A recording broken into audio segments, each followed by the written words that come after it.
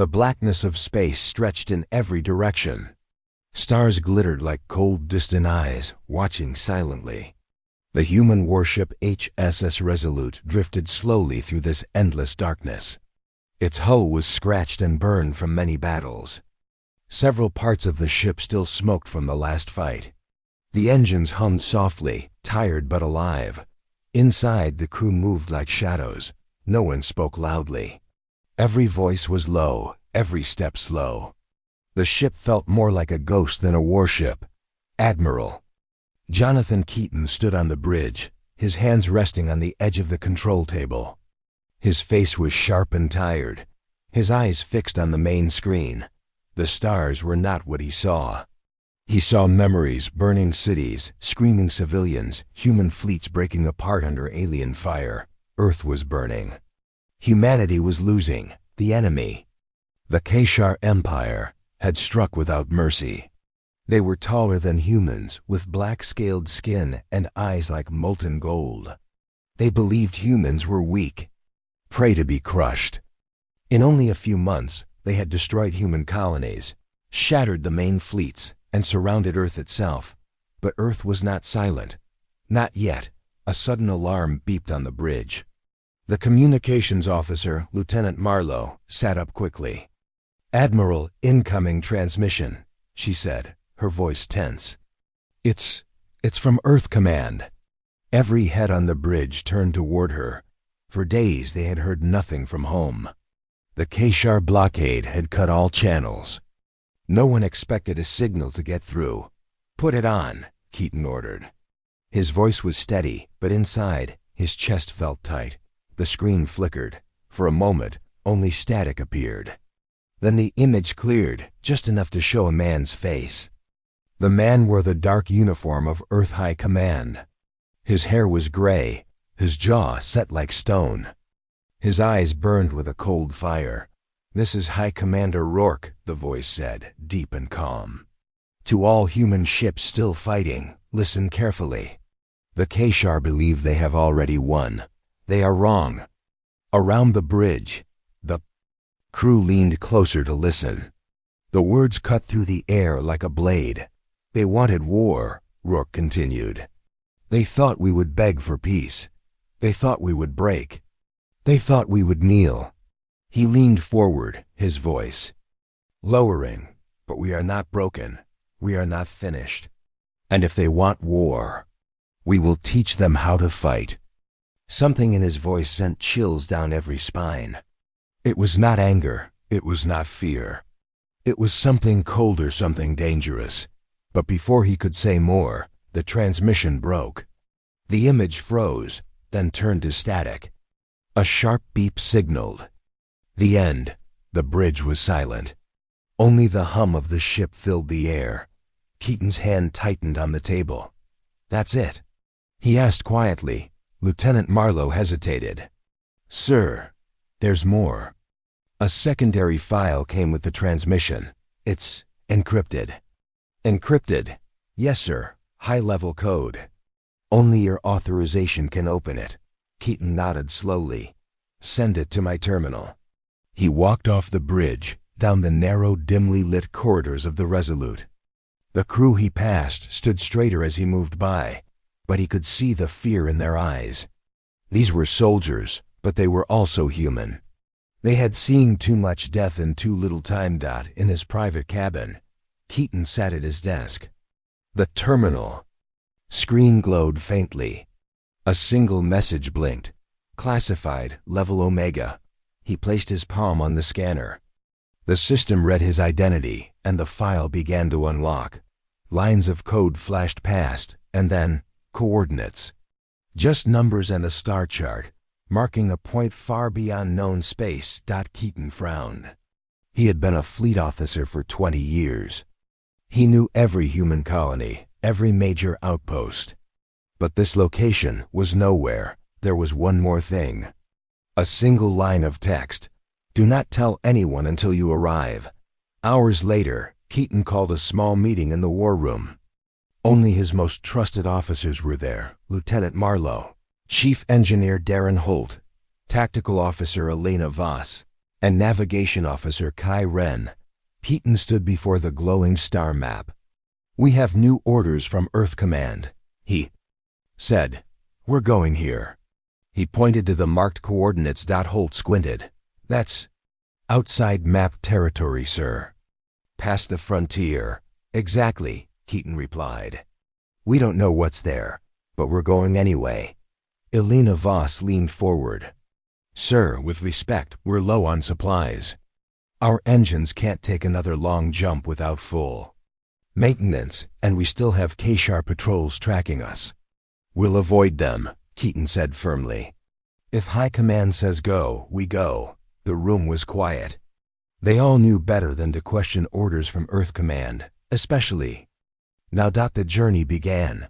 The Resolute slipped into hyperspace, leaving behind the wreckage of their last battlefield. The blue-white tunnel of light stretched endlessly ahead, but peace never lasted long. 3 days into the trip, the sensors picked up something small, fast, and following them. "A Keshar stealth ship. They're tracking us," Kai Ren reported. "No doubt about it." Keaton's jaw tightened. "Evasive maneuvers. Don't let them get a lock."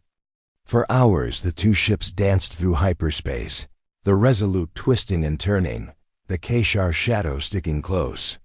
Finally, Holt suggested a dangerous move, a sudden hyperspace drop into normal space, forcing the enemy to overshoot. It worked, but at a cost. The drop ripped through the Resolute's damaged systems, knocking out one of the main reactors. The crew worked for hours in silence, patching holes, sealing leaks, and restarting engines. No one complained. They all knew the truth. If the Keshar caught them, there would be no mercy. Days passed. The crew became quieter. Meals were short. Conversations were whispers. Every creak of the ship made someone glance nervously at the ceiling. Then, one night, if night could exist in the void of space, the communications deck picked up something strange. "Sir," Marlowe called Keaton over the intercom. "You need to hear this." He arrived to find her replaying a faint, crackling signal.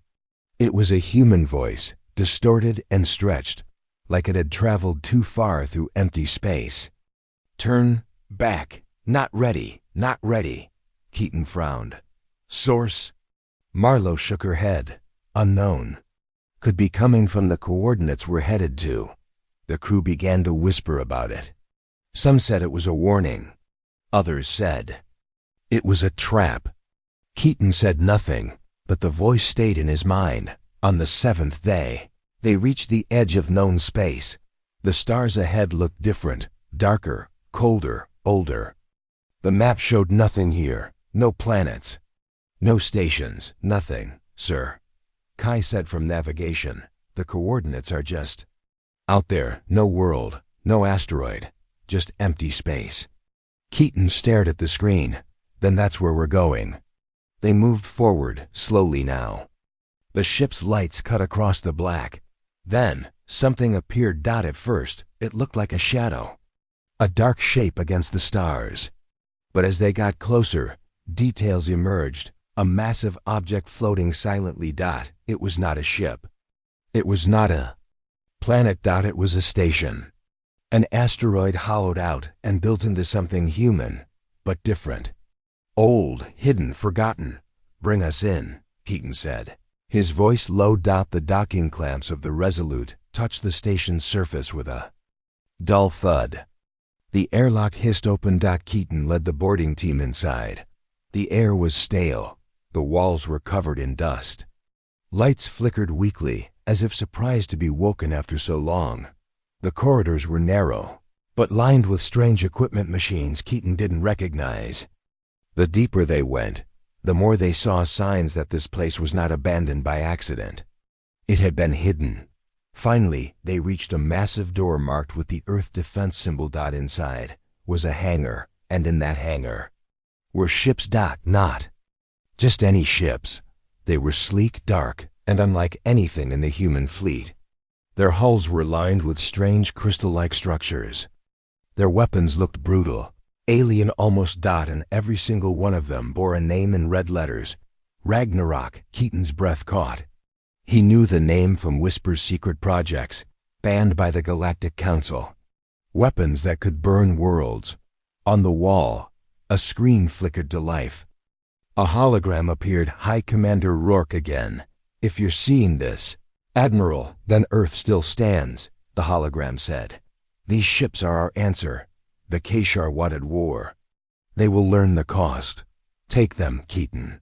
Teach them fear. The hologram vanished. The crew stood in silence, staring at the deadly machines before them.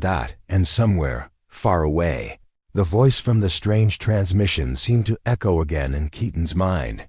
Not ready, not ready. That night, the crew of the Resolute didn't sleep. They walked among the silent Ragnarok ships, touching their cold surfaces, imagining the firepower they held. Keaton stood alone at the edge of the hangar, staring at them. Earth had sent him here for a reason. The war was not over. No. It was about to change. The HS Resolute floated inside the hidden asteroid station, like a shadow within shadows. For 3 days, Admiral Jonathan Keaton and his crew worked to restore power to the station's systems. The air was stale, the lights flickered, and the silence felt heavy, as if the walls themselves were watching. In the heart of the hangar, the Ragnarok ships waited. They were nothing like the familiar warships of the human fleet. Their surfaces shimmered faintly even in darkness, and their weapon mounts looked far too large for their size. The strange crystal structures along their hulls caught the faint light and threw back sharp reflections. Every crew member who passed by slowed down to look. Some touched the cold metal, as if to believe it was real. No one spoke loudly near them. It felt wrong, as if waking something dangerous.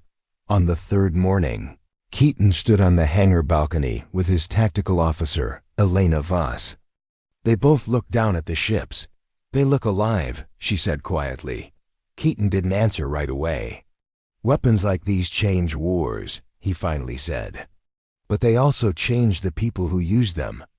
You're worried about the cost? Elena asked. I'm worried about the price we'll pay after the war is over, Keaton replied. If we survive. In the command room, Chief Engineer Darren Holt worked with his team to connect the Ragnarok ships to the station's power systems. As the main cables locked into place, the ships began to hum faintly, so low it could be felt in the bones more than heard. Lieutenant Marlowe, watching from the side, frowned. Is it supposed to do that? Holt shrugged. I've never worked on something like this before. These ships. They're built with tech I don't even recognize. Some of it doesn't look human.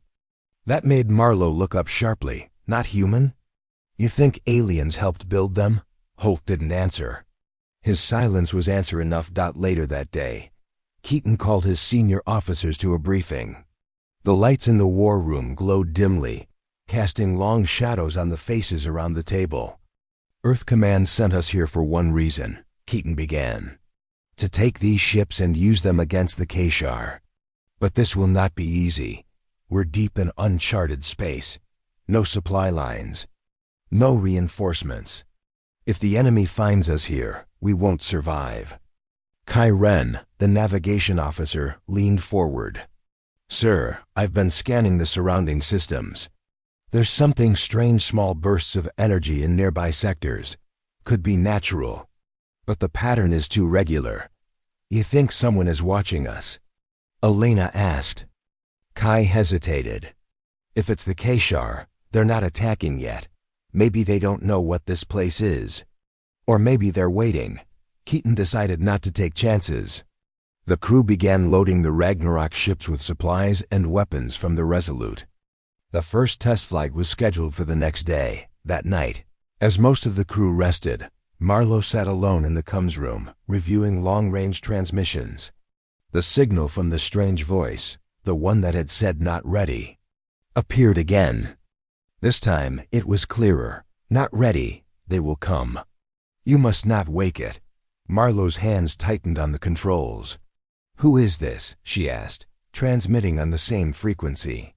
Identify yourself. No reply, just static. The next day, the first Ragnarok ship designated RX-01 was moved into open space. Its black hull seemed to drink in the light of the distant stars. Holt and his engineers monitored every system as the ship's power core came online. From the bridge of the Resolute, Keaton watched through the main viewport. RX-01, report status. Alina called. The pilot's voice came back, steady but tense. Engines are stable, weapons online. Sir, the targeting systems are showing everything. I can see heat signatures from ships half a sector away. Keaton exchanged a glance with Elena. That kind of sensor range was unheard of. Test the primary weapon, Keaton ordered. A pause. Then a blinding beam of blue-white energy shot from the Ragnarok's main cannon, striking an empty asteroid several kilometers away. In less than a second, the asteroid shattered into burning fragments. The crew of the Resolute stared in silence. Even the veterans of countless battles felt their stomachs tighten. That, Holt muttered, is not human engineering. The celebration was short. Minutes later, the sensors picked up movement. Multiple contacts, Kai reported. Small ships, no transponders. Keaton's eyes narrowed. Keshar scouts? Kai hesitated. Maybe. But their readings are strange. I've never seen energy patterns like this. On the tactical display, the blips moved in a loose formation, circling the station from a distance. Should we engage? Elena asked. Keaton shook his head. Not yet. Let's see what they want. The strange ships kept their distance for hours. Then, just before disappearing into the darkness, one of them sent a short transmission. It wasn't in Keshar language. It wasn't in any known alien language. It was human. You should have stayed away. The crew grew restless. Whispers spread quickly, stories about the Ragnarok ships being cursed, about the station being haunted, about the mysterious voice on the comms. In the mess hall, Holt tried to calm people down. It's just deep space playing tricks. We're far from any relay signals can bounce and distort. But even he didn't sound sure. 2 nights later, the enemy finally came. The Resolute's alarms wailed, dragging everyone from sleep. Kaya's voice crackled over the ship's speakers. Contacts incoming, Keshar ships, multiple, closing fast. On the bridge, Keaton took command. Launch RX-01 and RX-02. All hands to battle stations.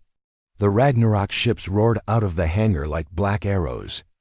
Their engines left faint trails of shimmering light as they accelerated toward the enemy. The Keshar ships opened fire. First bright red plasma bolts streaked across the darkness. But the Ragnarok ships moved like predators, dodging with impossible speed. Their cannons answered with deadly precision, tearing through enemy shields like paper. Within minutes, the first wave of Keshar ships was destroyed. The survivors turned and fled into the black. The bridge erupted in cheers, but Keaton didn't celebrate. He was staring at the tactical display.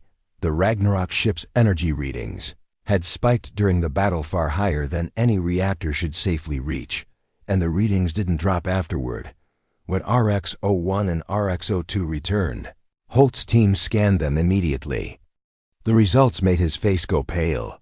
These ships, they're drawing extra power from somewhere, Holt said. Not from their cores. From us, Keaton frowned. Explain. The pilots, Holt said. Their neural activity is off the charts. The ships are connected to them, and it's draining them physically. Keaton felt a cold weight in his chest. The rumors were true. These weapons demanded a price. That night, Keaton couldn't sleep. He walked alone through the silent station, past the cold walls and flickering lights, until he reached the hangar. The Ragnarok ships sat in the dark, their crystal structures glowing faintly as if breathing. He stood there for a long time, staring. In the silence, a thought came to him, one he couldn't shake.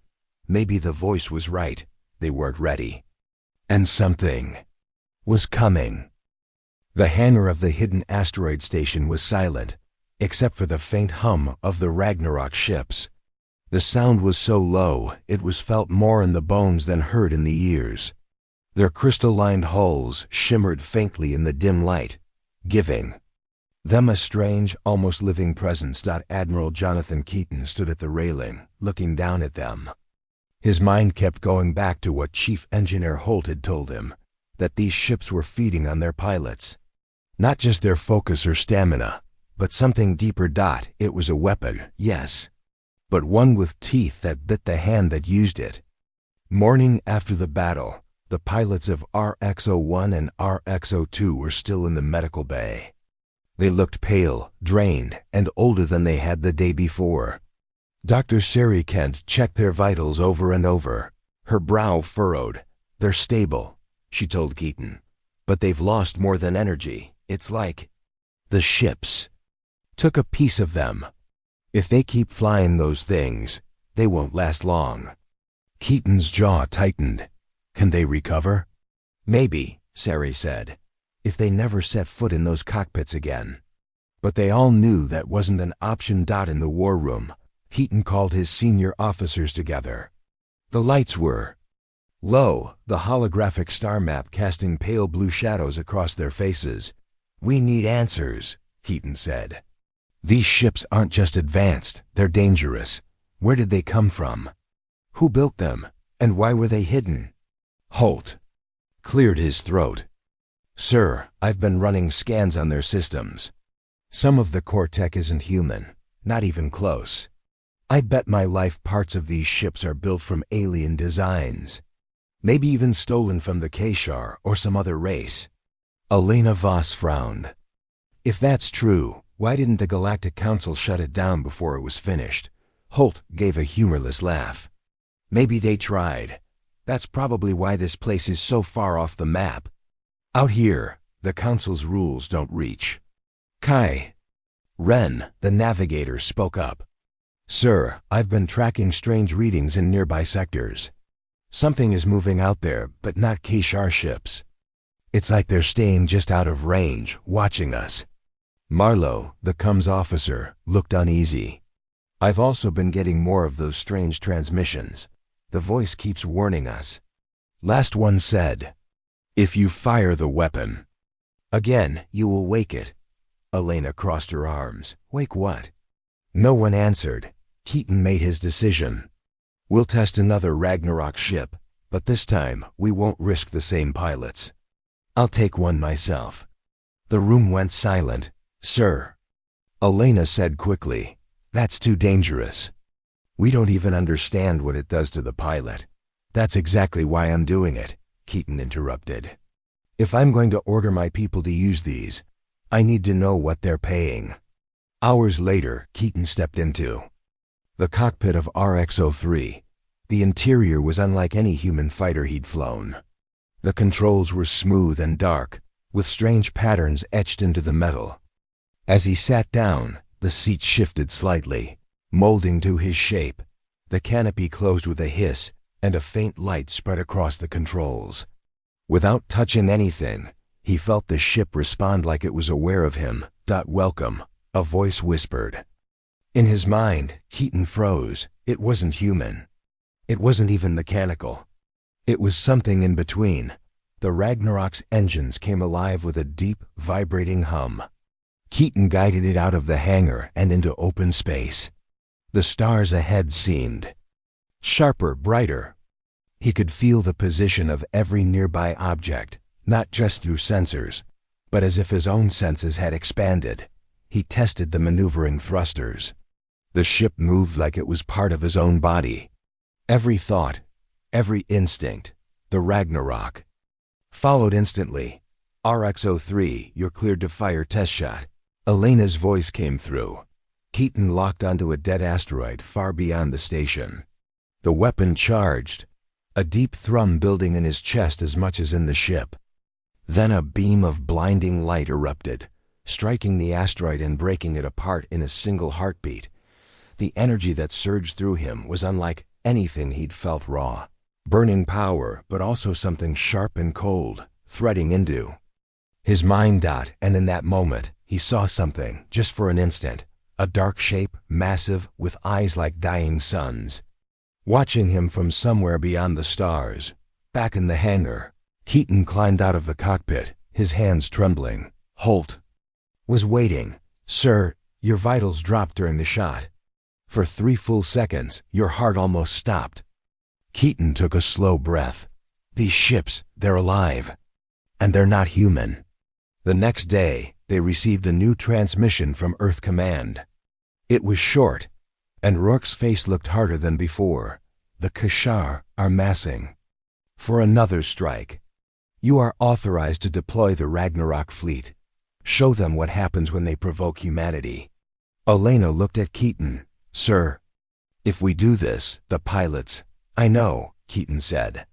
"But if we don't, the Kashar will destroy the colonies within weeks." They moved quickly. RX-01, RX-02, and RX-03 launched together, flanking the Resolute as they approached the Kashar staging ground. Enemy ships swarmed ahead, dozens of them, maybe more. "Engage," Keaton ordered. The Ragnarok ships tore into the Kashar like wolves among sheep. Their weapons burned through shields and armor alike. Kashar cruisers exploded in brilliant bursts of light. The enemy tried to retreat, but the Ragnaroks hunted them down. The Kashar had never faced anything like this. Within 20 minutes, the battlefield was silent, only drifting. Wreckage remained, but the victory came with a cost. RX-01's pilot collapsed in his seat before docking. He never woke up. RX-02's pilot suffered permanent nerve damage. Even Keaton staggered as he stepped out of RX-03, his vision swimming dot, and in the quiet aftermath, Marlowe approached him with a pale face. "Sir, we got another message." The voice said, "You have woken. It is coming." That night, Keaton stood alone in the observation deck, looking out at the stars. Somewhere out there, beyond known space, something stirred. He could feel it like a storm building far away. The Kashar were no longer the only threat, and the weapon they had been given might destroy them all.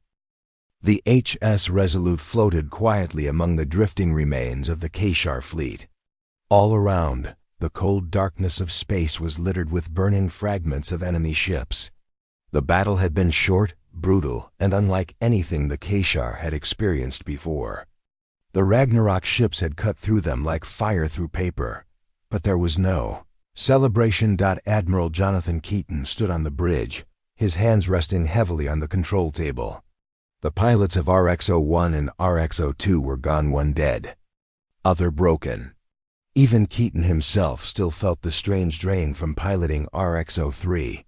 His body was steady, but his mind felt like it had been scraped raw. The silence on the bridge was heavy. Only the faint hum of the ship's systems broke it. "They'll know now," said Elena Voss, standing beside him. Keaton didn't look at her. "Good, let them know. Let the entire galaxy know." Hours later, a wideband transmission was sent to every Kashar fleet in the sector. It was short, but the message was clear.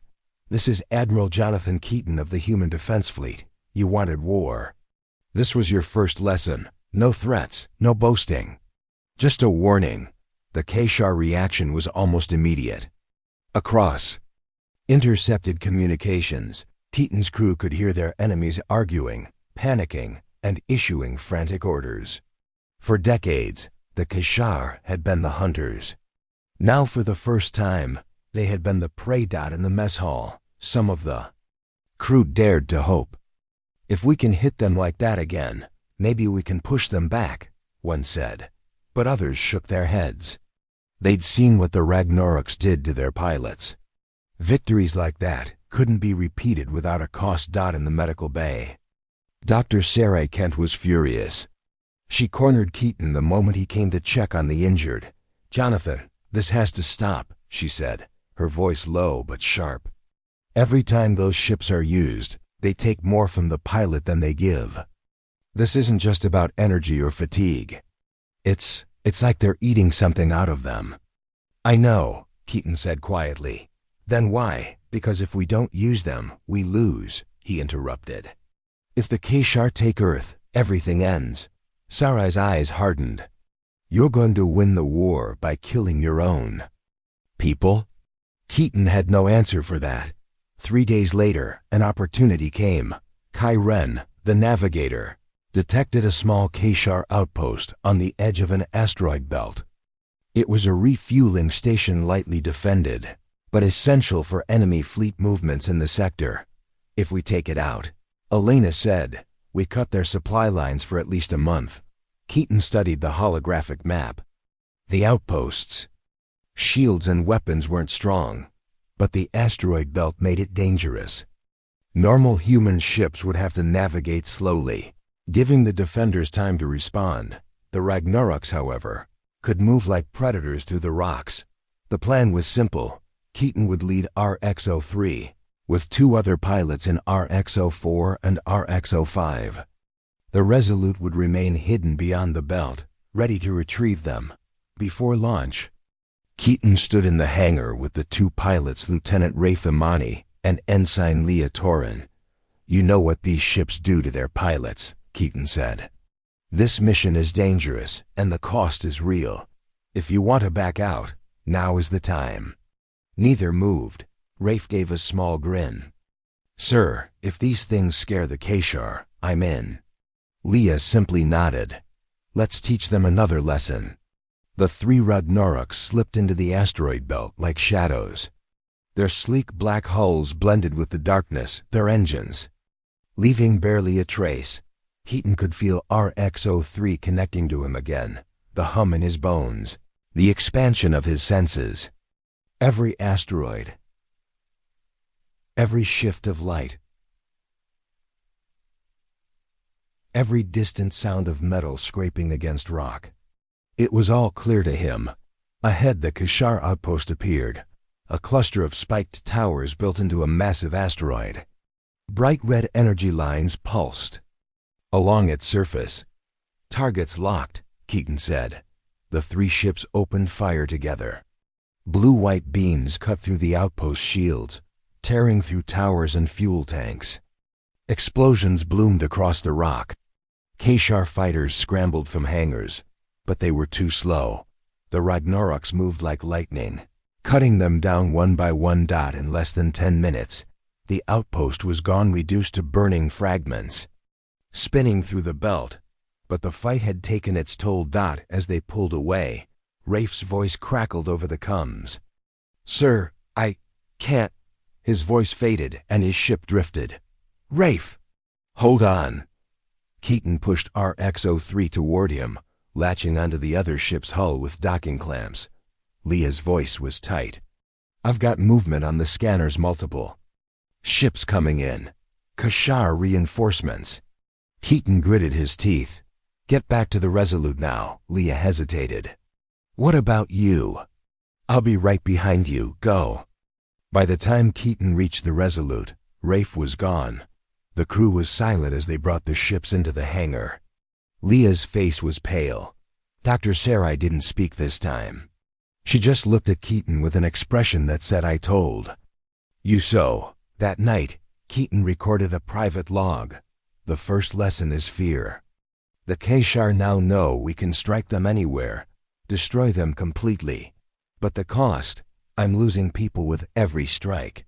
If this is the only way to win, how many will be left to see victory? But even as he spoke, the answer began to come, not from his own thoughts, but from the galaxy itself. Wideband transmissions flooded in from neutral worlds, pirate factions, and even some alien races that had never taken a side before. They had all seen the footage of the outpost's destruction. Some were terrified. Others wanted to join humanity. And the Keshar. They put a bounty on every human head, dead or alive. The war had changed, and the second lesson was about to begin. The Keshar High Command had not expected fear. They had expected dominance. They had expected human surrender. Instead, they had seen their fleets destroyed, their outposts burned, and their supply lines cut by weapons no Keshar engineer could explain. In the shadows of their war councils, The Keshar commanders whispered about the black ships, the ones that moved like predators, faster than sensors could track, and hit with the force of a dying star. They were afraid. Keshar were not fools. Afraid or not, they would adapt. On the HS Irresolute, Admiral Jonathan Keaton sat in the strategy room, his eyes fixed on the holographic map. Red markers, Keshar positions, were shifting in strange patterns. They're changing their movements, said Alina Voss, his second in command. They're avoiding direct confrontation. Keaton observed, but not retreating. They're waiting. Waiting for what? Keaton didn't answer immediately. His gaze was hard. They're studying us. Every time we strike, they're watching, learning. 3 days later, proof came. A Keshar raiding party hit the human colony of Arden's Reach. Normally, the Keshar attacked in large groups, overwhelming defenses quickly. This time, they struck in waves, testing, probing, forcing human defenders to respond in specific ways. By the time the Resolute arrived, the colony was in ruins. Thousands were dead. Keaton stood on the surface among the smoking wreckage, looking at the bodies of civilians who had never held a weapon in their lives. This wasn't just an attack, Elena said quietly beside him. This was an experiment. Keaton nodded. They're finding ways to counter the Ragnaroks without fighting them directly, and when they think they're ready, they'll hit us with everything they have. In the hangar, the Ragnarok pilots felt the shift too. Leah Torren, now the most experienced after Keaton, paced beside her ship. They're not scared anymore, she told Rafe's old mechanic, a quiet man named Olin. They're planning something. I can feel it. Olin kept his hands busy on the hull. Then we plan faster. We hit them harder. Leah shook her head. That's the problem. Every time we use these ships, we give them more data. Sooner or later, they'll figure out how to stop us. Back in the war room, Keaton gathered his senior officers. We need to change the game, he said. If they're learning from our strikes, we give them something they can't understand. Something unpredictable. What do you suggest? Asked Elena. Keaton zoomed the map to a Keshar-controlled region on the far edge of the sector. Here, the Tavrik shipyards. This is where they build their carriers. Hitting it would cripple them, but it's deep inside their territory. That's suicide, one officer said. Only if we attack directly, Keaton replied. We won't. We're going to make them think we're hitting somewhere else. While they chase our decoys, the Ragnaroks slip in and destroy the yards. The plan took weeks to prepare. Human resistance cells scattered across nearby systems began staging fake attacks, leaking false intelligence to Keshar spies. Small skirmishes broke out, all pointing toward a supposed main strike in a different sector. Meanwhile, the Resolute moved quietly through asteroid fields and nebulae, avoiding detection. For Keaton, the hardest part was keeping his pilots ready without letting them burn themselves out. On the eve of the mission, Leah found Keaton in the hangar. You're leading this one, aren't you? She asked. Yes, he said. I'm coming too. Keaton studied her for a long moment. Leah, you've flown more missions than anyone besides me. You know the cost. She smiled faintly. Then I'm the best choice. You're not doing this alone. The night before launch, the crew of the Resolute slept little. Some played cards in the mess hall. Others wrote messages they might never send. The engineers checked the Ragnaroks again and again, tightening bolts that didn't need tightening. Keaton recorded another private log. They think they're ready for us, but they don't understand that humanity's greatest weapon isn't the Ragnarok ships. It's the people willing to fly them. The next day, the operation began. In systems far from the Tavrik shipyards, human decoy fleets attacked Keshar.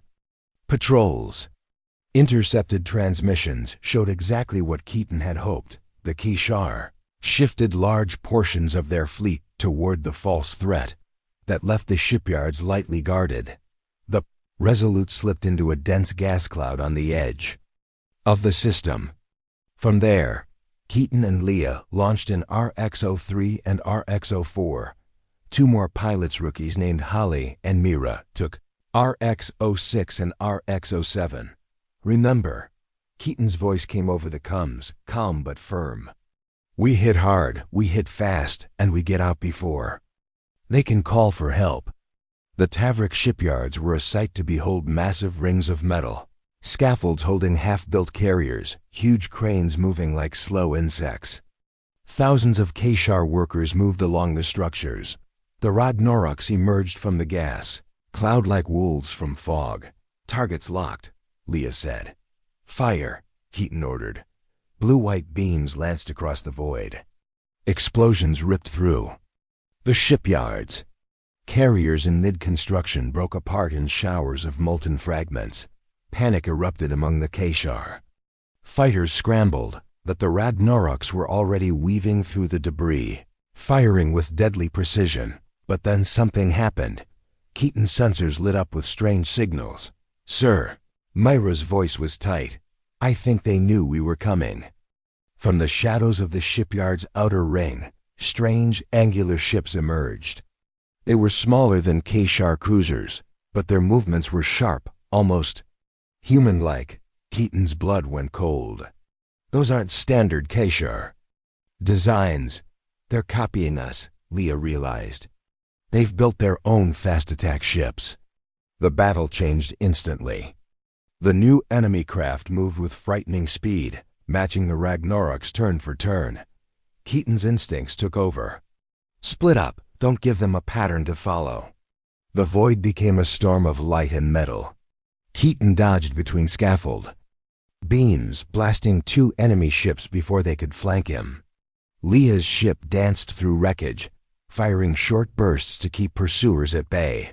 But Halle wasn't fast enough. A pair of enemy ships boxed him in, their weapons ripping through RX-06's armor. His final transmission was a choked, "Tell them, we didn't run." Keaton forced himself not to react. Not yet. The mission came first. Mira, cover the retreat path, he ordered. I'm on it. They tore through the last of the shipyard's defense line, leaving burning wreckage behind. But the new enemy ship stayed close, refusing to break off pursuit. As they reached the edge of the gas cloud, the Resolute's cannons opened up, blasting several pursuers into pieces. The surviving enemy ships turned back, either unwilling or unable to follow into the cloud. In the hangar, silence greeted the returning Ragnaraks. Hal's berth was empty. Mira collapsed against her ship, shaking. Keaton removed his helmet slowly. His eyes met Leah's, and they both knew the same truth. The Keshar had learned. Later, in the war room, Alina spread out the tactical data. They've built counterships, she said. Not perfect yet, but close enough to challenge us. Next time, they might win. Keaton's voice was grim. Then next time, we don't give them the fight they want. That night, he sent another transmission, this one aimed at the Keshar High Command itself. You've started to learn. Good. The next lesson will hurt even more. Somewhere deep in Keshar space, a war council listened. And they began to plan for the day when the teachers would be the ones bleeding. The galaxy held its breath. After months of battles, blood, and sacrifice, the war between humanity and the Keshar had reached its peak. Both sides had learned and adapted, but the cost had been terrible. Admiral Jonathan Keaton stood on the bridge of the HSS Resolute, staring at the dark starfield beyond the viewport. The distant flicker of Keshar warships had grown into a massive armada, a wave of destruction heading straight for the human colonies. This is it, Elena Voss said quietly, standing beside him. The final lesson. Keaton didn't answer. His mind was focused on the weight of command, the lives lost, and the mission ahead. Earth Command had sent a direct order. Engage the Keshar High Fleet in open space. Use every weapon. Win, at any cost. The Ragnarok ships had become legendary and feared. Pilots like Keaton and Leah Torin had become symbols of hope. But they were also reminders of the price humanity paid for power. The final battle was to take place near the Xylem Nebula, a vast cloud of gas and dust where sensors were limited and tactics mattered more than firepower. Keaton assembled his commanders. The Kashar believe they have adapted to us. They've built ships that copy the Ragnarok design, but their pilots lack our will. Their weapons are strong, but they lack precision. Leah nodded. We'll fight smarter, not harder. The plan was daring. The Resolute would act as bait, drawing the Kashar fleet into the nebula's heart. Meanwhile, the Ragnarok ships would strike from hidden positions, cutting down enemy carriers and command ships. It was risky. If the bait was caught, or the strike force found too early, it would mean destruction. As the battle began, the void exploded with light and sound. Plasma bolts and energy beams streaked across the dark. Fiery explosions bloomed, and the metal groaned under fire. Keaton's RX-03 darted between enemy ships, his senses linked to the Ragnarok ship like never before. Every movement was instinct. Every decision instant. Target locked, he said calmly. A beam of white energy shot out, cutting a Kashar carrier in half. Leah was nearby, her ship weaving through debris, blasting enemy fighters. Her voice was steady. We're losing too many on the wings. Focus on the carriers. Keaton agreed. The carriers were the heart of the Kashar fleet. Destroy them, and the rest would fall apart. Suddenly the Kashar unleashed a hidden weapon. A massive black ship appeared from the nebula's depths, a dreadnought unlike any the humans had seen. Its surface shimmered with dark energy, and its weapons fired blasts that tore through the Ragnarok shields. Keaton's heart pounded. That's the thing the voice warned us about. The dreadnought fired again. RX-03 shook violently. Keaton struggled to keep control. Get out of its line of fire, Elena's voice commanded. But retreat wasn't an option. The Ragnarok ships formed a circle around the dreadnought, firing coordinated blasts. The ship's dark energy shield flickered, then cracked out in the chaos.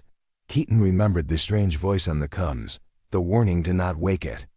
He wondered now if the Ragnarok ships themselves had been a key to awakening this monster. The dreadnoughts' weapons fired again, but this time, the Ragnarok ships responded with a new tactic. Pilots pushed beyond their limits, their minds linked more deeply with their ships, channeling raw willpower into the weapons. One by one, the dreadnought's shields failed. Explosions rocked the huge ship until finally it broke apart in a burst of dark energy and flame. The Kashar fleet faltered. Carriers lost, command ships destroyed. Their morale shattered. Keaton sent one final message. This was your final lesson. Humanity fights not because we want war, but because we will not lose our home. The war was not yet over, but the tide had turned. The Kashar retreated into the far reaches of space, licking their wounds and fearing the humans who fought. With fire and heart, back on the Resolute, Keaton and his crew stood among the wreckage in silence. They had won, but at great cost. The pilots who had flown the Ragnarok ships were heroes, but they were also survivors of a weapon that demanded everything. Keaton looked at Leah and Elena. We fought the final lesson, he said quietly, but the greatest lesson was what it means to be human.